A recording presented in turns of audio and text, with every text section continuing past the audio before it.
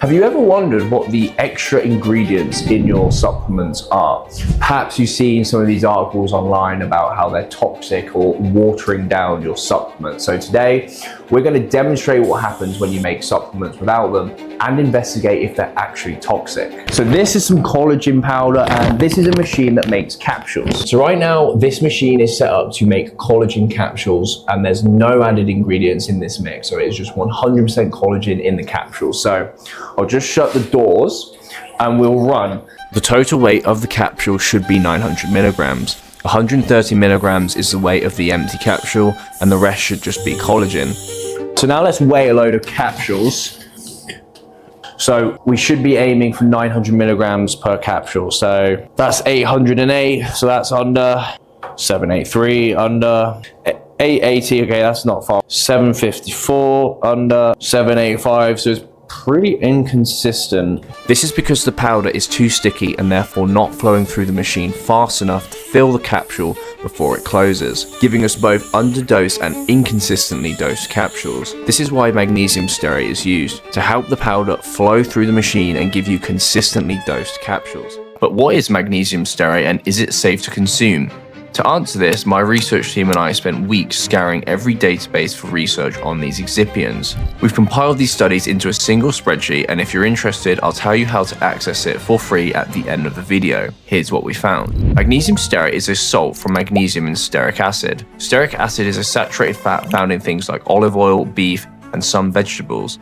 In other words, it's naturally occurring. For it to be toxic, study shows you'd have to consume up to 2,500 milligrams per kilo of body weight. For a 68 kilo adult, that equals 170,000 milligrams per day, and such small amounts of it are used in capsules or tablets. So for a 00 capsule about this size, you'll be getting about 4 milligrams of magnesium stearate per capsule. For a tiny little 6mm tablet this size, you'll be getting 0.2, so basically nothing. So unless you're consuming 42,000 capsules per day, the research says you're fine. Another thing to mention is that people are already consuming magnesium and stearic acid from foods. The average American consumes 8,000 milligrams of stearic acid per day from food sources, making supplements a drop in the ocean, and even when those numbers are combined, way below the toxic levels. So now we're going to add some magnesium stearate to the mix, and we're going to demonstrate what happens when that's in the mix. All right. Okay, so let's turn it on and see what sort of weights we get.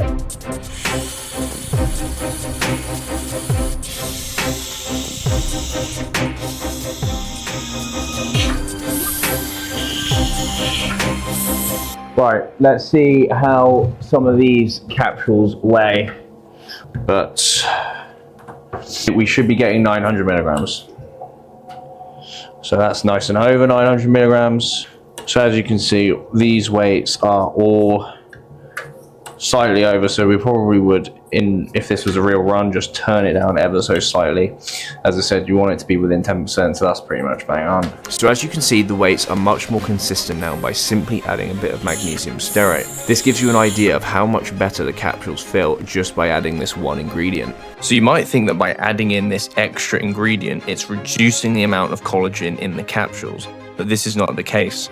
By helping the collagen fill the capsule, magnesium stearate ensures that you get the amount of active ingredient that's advertised on the label. So the next excipient we're going to look at is called microcrystalline cellulose, or MCC. So MCC is very commonly used in tablets, and that is because it's very good at helping machines like this crush powder together. It essentially is like a glue for the powder. It also dissolves very easy in the stomach, so it's very good for absorption. So let's demonstrate now what happens with just 100% active ingredient, no MCC, no added ingredients, and you're going to see just how weak these tablets are. So because there's no binder, first off, there's mostly powder coming out, but look, if I literally just touch them, look at that, they all just turn to powder.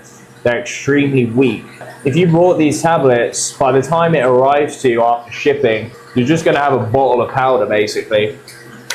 So that is why you would add something like MCC, helps the powder stick together and actually gives you a tablet rather than just powder. All right, so now we have added in some MCC to the mix, and let's see what happens. So As you'll see, these pills will be way more solid. So if I start scrunching my hands up, pressing them, they are 100% solid. You have a tough time cracking these bad boys.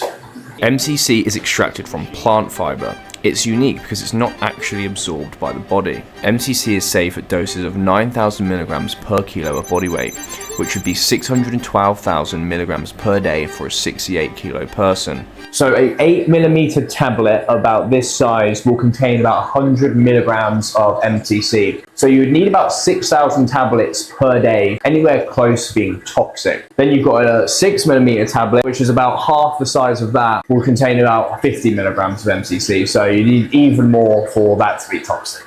But because there are studies that show these ingredients are toxic at super high doses, technically you could just screenshot the study headline, not mention the dosage part, and essentially trick people into thinking these ingredients are toxic. But these are usually rat studies and in crazy high doses. And brands, at least here in the UK, have been jumping on this as a marketing opportunity to differentiate themselves from a toxic industry, selling clean supplements without fillers or nasty ingredients, without citing any real scientific research. I actually contacted one of these companies as a hidden customer and asked them for any evidence that these nasty ingredients cause any harm.